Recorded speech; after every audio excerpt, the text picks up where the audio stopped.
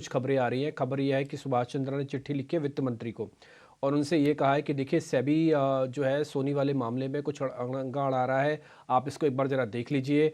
आपको मालूम ही है कि सेबी एक तरह की जांच भी कर रहा है जिसमें पुनीत गोयनका और सुभाष चंद्रा को एक अलग से पार्टी बनाया हुआ है और उनकी वो जांच ही कर रहा है। यही बड़ी वजह थी कि जिसकी वजह से सोनी नहीं चाहता था कि Puneet Goenka as a CEO और एमडी के तौर पर रहें, लेकिन पुनीत गोयनका सीईओ और एमडी के तौर पर रहना चाहते थे, तो सेबी का बार बार हवाला देता था। यही हवाला आप सुभाष जी खुद अपने चिट्ठी लिख कर वित्त मंत्री को बता रहे हैं कि देखिए सेबी इस मामले को है। तो ये थोड़ा ट्राई पार्टी लग गया है, इसमें ना केवल सोनी जी है, अब एक सेबी वाला एंगल भी आ गया है चिट्ठी के साथ में। तो ये मामला अपने आप में गंभीर है, इसलिए थोड़ा रुक जाइएगा। भले ही ठीक है जी के अंदर आपको वैल्यूएशन मिल रही है, बिल्कुल। मैं फिर से बोलूंगा कोई आदमी अगर इस डील के हिसाब से खरीदना चाहता है तो उसका मामला तो कल ही खत्म हो गया था, लेकिन कोई वैल्यूएशन के हिसाब से कंपनी खरीदना चाहता है तो ज़रूर इस पे ध्यान दे, क्योंकि 50% से ज़्यादा मार्केट शेयर रखने के बाद ये शेयर अभी भी 150 पे मिल रहा है। एक और पॉइंट क्लियर कर दूं, ये एफ&ओ बैन से बाहर है मनीष, तो बिल्कुल आज इसके हाँ, अंदर उतार चढ़ाव तेज होगा। बिल्कुल। और हमारे साथ जो है इटन स्वदेश के सीनियर एडिटर राजेश सिंह भी जुड़ चुके हैं। राजेश जी, जिस तरीके से हमने देखा है कि ये ऐसा पहला मामला निकल के सामने आ रहा है कि सरकार के रेगुलेटर के खिलाफ ही वित्त मंत्री को चिट्ठी लिख दी गई है। एक तो इसको समझाइए और पूरा मामला क्या है इसको थोड़ा समझाइए। देखिए, ये रेगुलेटर जो है वो एक इंडिपेंडेंट बॉडी होता है। ऑब्वियसली सरकार का थोड़ा नियंत्रण होता है, लेकिन इनडायरेक्ट नियंत्रण होता है और उसकी कामकाज में सरकार इंटरवेन नहीं करती है।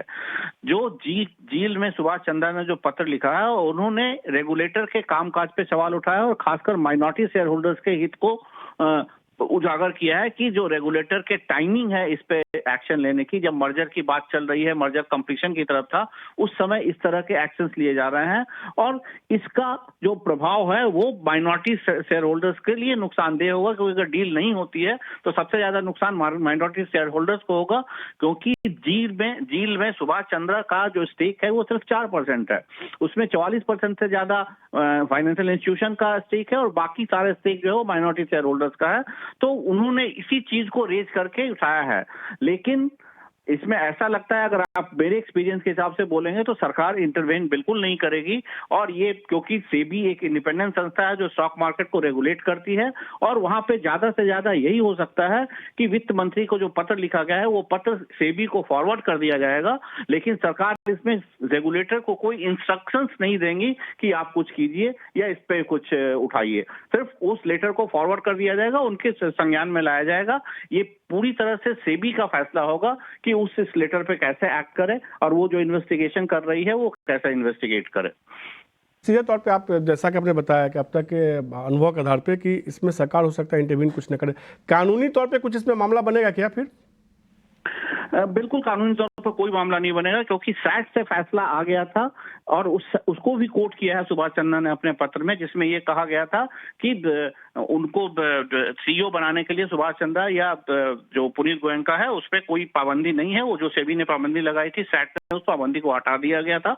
लेकिन सैट के फैसले में ये भी कुछ नहीं रहा था कि सेबी को कोई भी टाइम बाउंड नहीं दिया गया था कि कितने दिन में इन्वेस्टिगेशन को पूरा करे, और सेबी अपनी इन्वेस्टिगेशन इंडिपेंडेंट तरीके से कर रही है और उस इन्वेस्टिगेशन के आधार पर सेबी फैसला देगी।